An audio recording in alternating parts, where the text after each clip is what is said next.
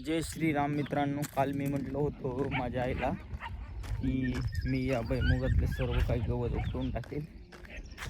तर बघू शकता तुम्ही या भुईमुगामध्ये किती गवत झालेले आहे.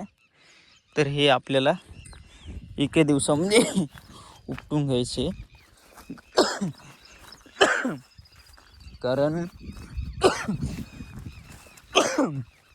भुईमुग खूपच पातळ झालेला आहे.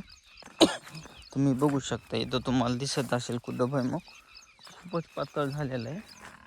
त्यामुळे यामध्ये जास्त गवत झालेलं आहे. बघा, भुईमुग कमी गवत जास्त असं झालेलं आहे बघा. तर हे गवत आपल्याला एका दिवसामध्ये सर्व काही काढून धुऱ्यावर फेकून द्यायचं. तर बघू शकता तुम्ही, भुईमुग बी चांगल्या कंडिशनमध्ये आहे. सध्या चांगले शेंग लागलेत त्याला पण.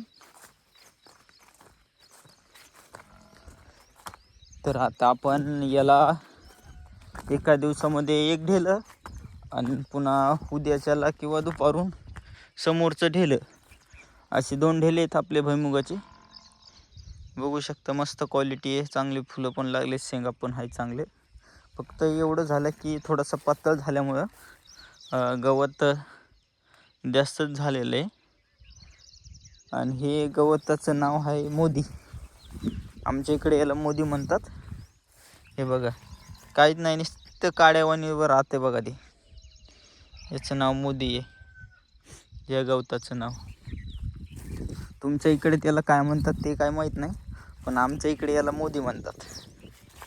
कारण हे नवीनच चालताना जेव्हा मोदी भारताचे पंतप्रधान बनले होते, त्याच्याने याचं नाव मोदी ठेवण्यात आलं. गवताचं नावच मोदी ठेवले, असं प्रकारे झालं बघा.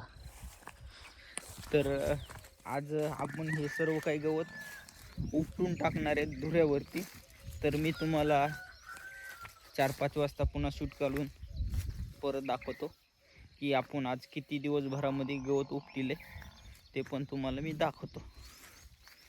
भेटूया पुन्हा मग.